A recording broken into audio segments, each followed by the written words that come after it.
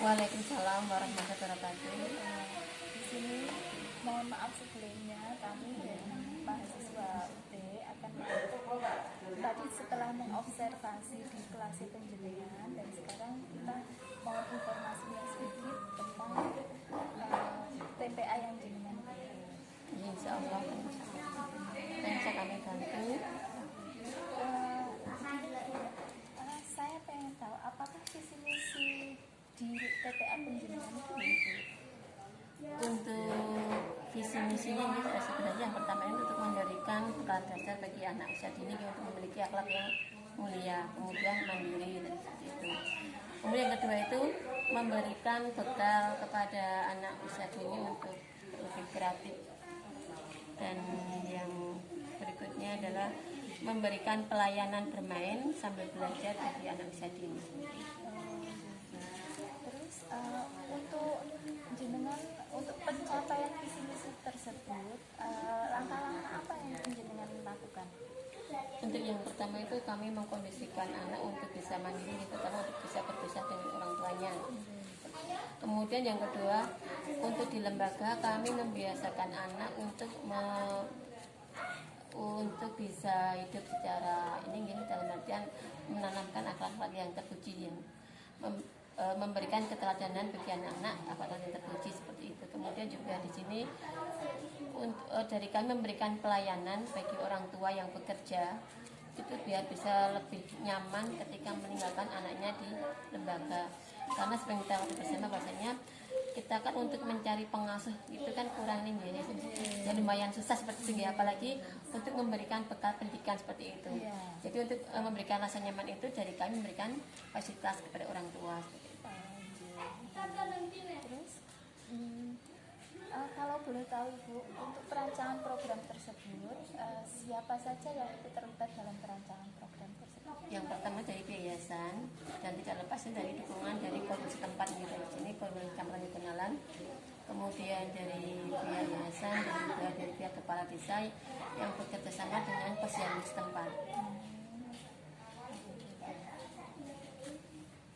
Berarti semuanya bersinergi nih Bu? Ya, insya Allah seperti itu. Jadi ada pihak instansi, masyarakat juga lembaga seperti itu.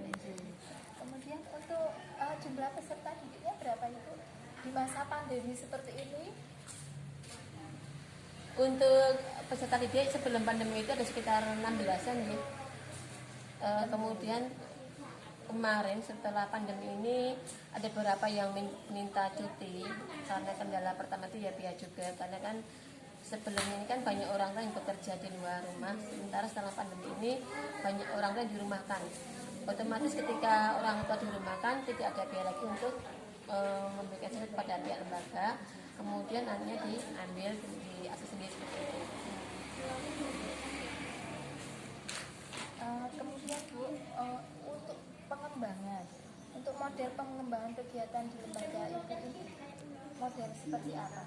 Kita mengembangkan sistem pembelajaran sentralnya, tapi karena ini masih anak usia di dalam artian untuk TPA di sini kami itu memberikan layanan pada anak usia ada beberapa kelas nih. Yang pertama itu anak usia 0 sampai dengan 6 bulan, 3 bulan sampai 6 bulan. Kemudian ada yang kelompok usia 2 sampai dengan 4 dan 4 sampai dengan 6. Itu untuk TPA kami berikan jam 11 sampai dengan jam 3. Jadi untuk pembelajaran kami sesuaikan dengan kelompok usia tersebut. Dan kemudian Bu, kapan TPA ini didirikan? Sebenarnya untuk pendirian awal itu kita sudah mulai dari 3 April 2007.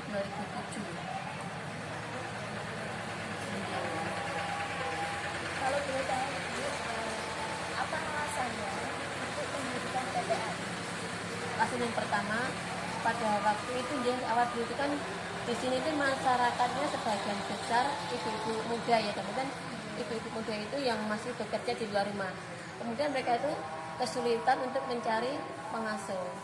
Kemudian dia berusaha untuk mencari alternatif lembaga yang bisa memfasilitasi anak-anak usia di bawah 3 tahun ya, atau 2 tahun. Ada lembaga yang bisa memfasilitasi itu, kemudian biar orang tua itu bisa merasa nyaman bekerja di luar seperti itu. Kemudian Bu, bagaimana Ibu sebagai kepala lembaga kemudian membangun hubungan dengan wali murid di masa pandemi ini? Untuk menjalin komunikasi insya Allah tetap kami jalankan di pertama dan melalui grup WhatsApp. Jadi dari grup WhatsApp itu kami bisa saling menyapa seperti itu. Kemudian yang kedua ada kunjungan home visit. Itu kami adakan, kami jadwalkan itu 2 bulan, 2 kali per bulan seperti itu untuk kunjungan home visit. Dan ini untuk home visit ini tidak berlaku untuk semua anak, tapi hanya dipilihkan pada daerah-daerah yang zona aman seperti itu, Bu. Apakah ada perbedaannya antara di masa pandemi dan sebelum masa pandemi untuk model pembelajarannya? Oh, jelas adanya.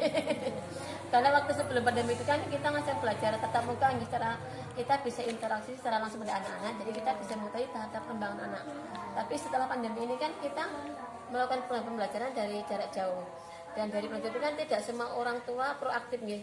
Jadi ada yang setiap hari mengirimkan kegiatan atau kita bisa dari guru bisa mendeteksi nih tahap perkembangannya. Tapi ada sebagian juga yang tidak mengirimkan tugas. Jadi kita tidak mengetahui perkembangan anak dari hari ke hari seperti itu. Kemudian apakah ada jenengan banyak menghadapi kendala di masa pandemi ini? Banyak sekali. Banyak sekali nih dalam masa pandemi ini. Yang pertama itu kan mungkin karena keterbatasan fasilitas orang tua ya, jadi banyak orang tua itu yang tidak mengirimkan tugas atau tidak mengirimkan tahap perkembangan anak karena kendala, jadi karena jaringan atau mungkin juga karena kendala fasilitas HP yang harus bergantian dengan keluarga di rumahnya seperti itu. Dan orang tua kan lebih memprioritaskan anak yang misalnya lebih besar daripada anak yang di PAUD seperti itu. Kelas lebih tinggi ya. SD, SMP seperti itu. Kemudian satu lagi, apakah harapan Ibu ke depannya terhadap PPA itu? Harapan pertama ya semoga pandemi segera berlalu ya Bu ya. Kemudian kita bisa kembali mengadakan pembelajaran seperti biasanya, dan berharap juga kepercayaan masyarakat semakin tinggi kepada lembaga kami dan kita bisa lebih eksis seperti itu. Terima kasih banyak Ibu. Cukup sampai di sini dulu untuk wawancara hari ini. Nanti kalau ada informasi yang kami butuhkan, kami harap Ibu masih mau untuk memberikannya kepada kami. Insya Allah siap. Terima kasih banyak. Sama-sama. Assalamualaikum.